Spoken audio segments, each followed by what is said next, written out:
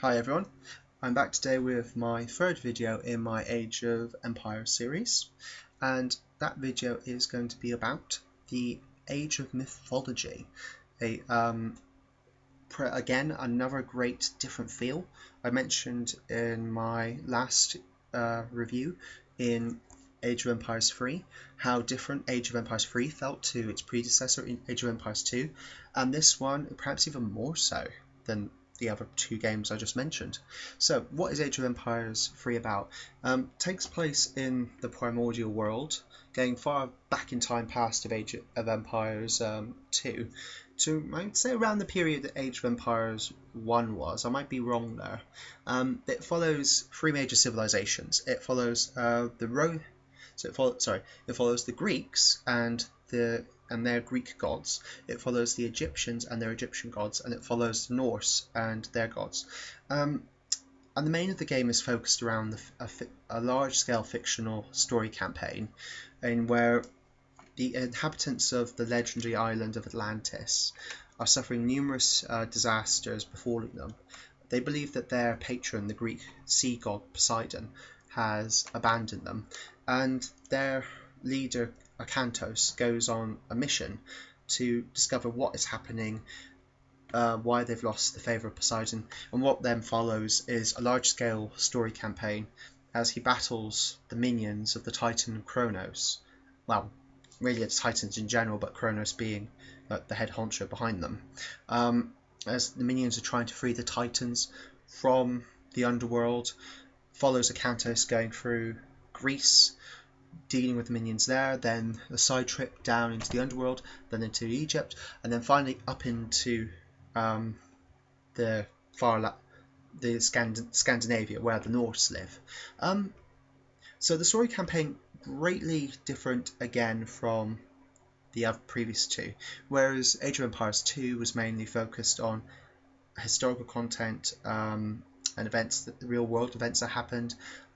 Age of Empires 3 mixed it up by being partially a fictional set story campaign with fictional characters interacting with historical figures and integrating with some historical content like the Civil War. Age of Empires Mythology is really a purely fictional campaign. Really, a great many of the characters in the campaign didn't exist. The only real ones that did exist sorry, I'll put my quotation marks there. Did exist are the gods that are mentioned and that actually interact within the series. And just the fact that it was a purely made-up story campaign of events that didn't happen, but still is actually quite a fantastic story. And the fact they were able to link in the three major civilizations together into this one big rolling story and didn't make it feel too stretched out was actually quite an achievement. So I mentioned it had three major civilizations, which were the Greeks, the Egyptians, and the Norse. I was slightly confused at first, because when I read the back of the box in the first place, it said at least 12 unique civilizations with different gods to call upon.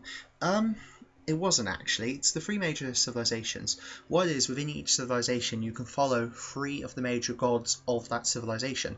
The Greeks have Zeus, Poseidon, and Hades. The Egyptians were Isis. What was it? Isis. I think it was Osiris and Set. Yes. I think it was them. Was it those three? I definitely know it was. Let's just go with Osiris, Isis, and Set at the moment. I think there's those three. And it was definitely Loki, Odin, and Thor for the Norse campaigns. And the fact is, by choosing a major god, it does actually change a civilization in minor elements to be different than another. Say if you chose Zeus as your major god, the Zeus civilization focuses on foot soldiers and heroes. I'll get to heroes in a minute. That was another major advancement from the Age of Empires main series. So the Zeus civilization very focused on foot soldiers and heroes, whilst the Poseidon civilization was more focused on cavalry and archers, and gave each civilization gave its specializations certain advantages, made them faster or more efficient in battle or quicker, read faster or something. They gave them certain advantages that the other civilizations had that lacked in that sense. And and there was like different variations within the buildings and such, but it wasn't really 12 major civilizations. So in that sense, the replay value kind of was a bit more lacking within Age of Empires mythology, just for the sense that it was very much fewer civilizations, and only very minor variations to define them. But what it had was other things. So first of all, the heroes. In the game, it was very much more focused on hero units. You could generate these from your town centres or from certain buildings like your academies and such.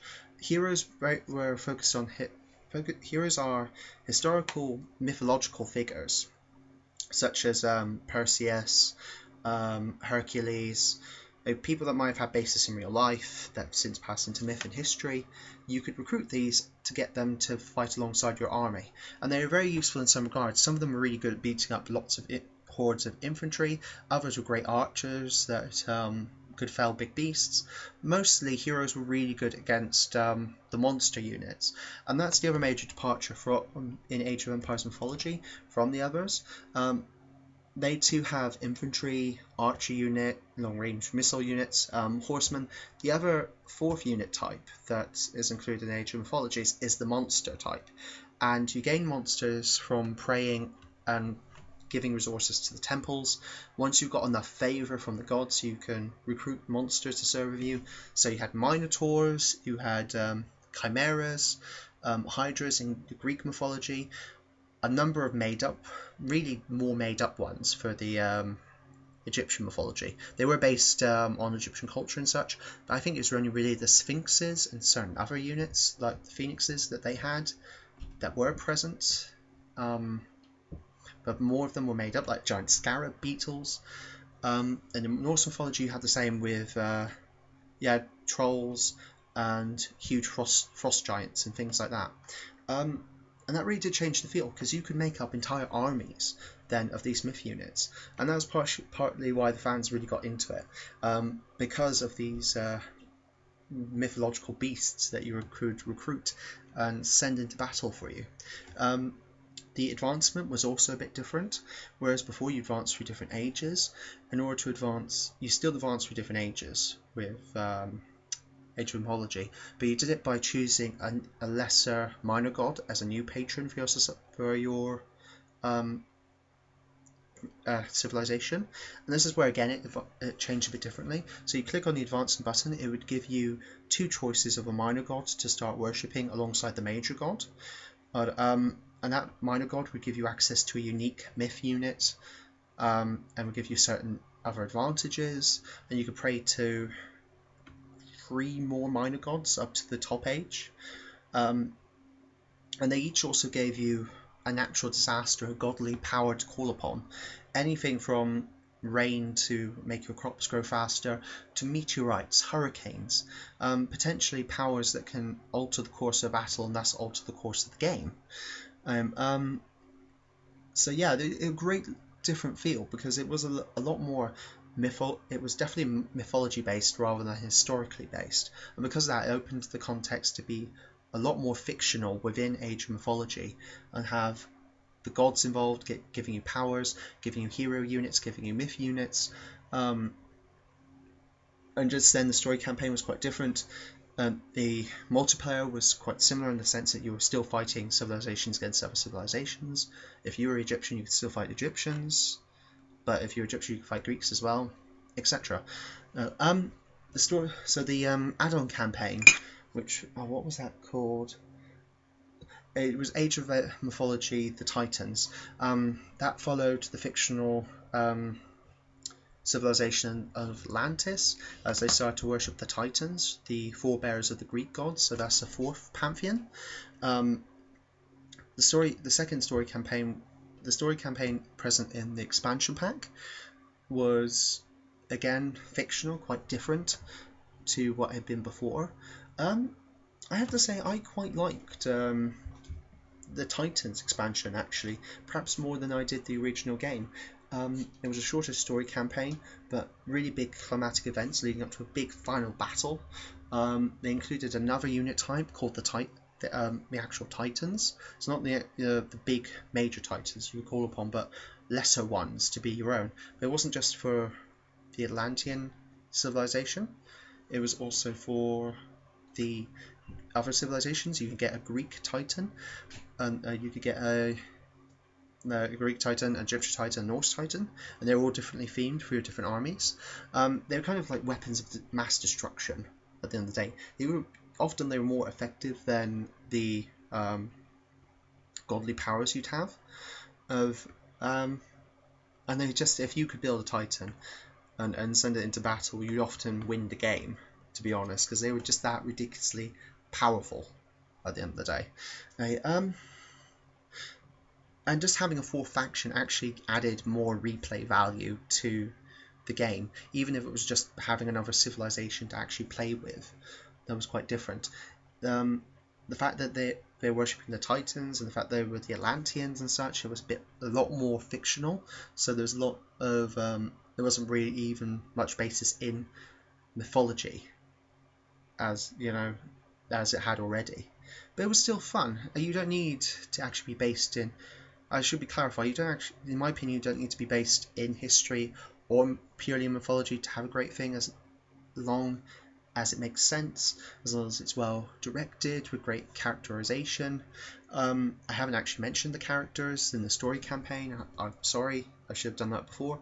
They did have some great voice acting and characterization within the story campaign in the first slot, and then in this expansion pack. Yeah, I'm not sure how much more I can go on about Age of Mythology. For me, being a really big geek, being able to play a real-time strategy game of old Age Mythology was quite fun, and it was kind of gratuitous at the end of the day, I suppose, as well. If you like the game, or if you like the game, do let me know what your thoughts about it were. Do you think it could be actually made into expansion Age of Mythology 2, where they go into more depth about the other major mythologies in Europe? I mean, I'd love to see a Celtic faction. I'd love to see a North African ancestral spirits faction. What about the old Russian Scandinavian gods? I know that kind of fits in slightly with the Norse, but then they're still a bit different as well. What happens if they had the Roman faction? I know that the Greek gods and the Roman gods were kind of one and the same, but look at what happened in Percy Jackson. They kind of divided into separate identities, so possibly you could still have a Roman faction. That could actually be the story in the campaign. Tensions sparked off between the Roman identities and the Greek identities as the Romans and Greeks fight to see which pantheon is the dominant one, and that just leads on to a bigger story involving all the other pantheons. Who knows? That's just my personal thoughts on it. I'd really love there to be a modern version of Age of Mythologies 2. That's all I'm saying. Okay, and so that's my video for that.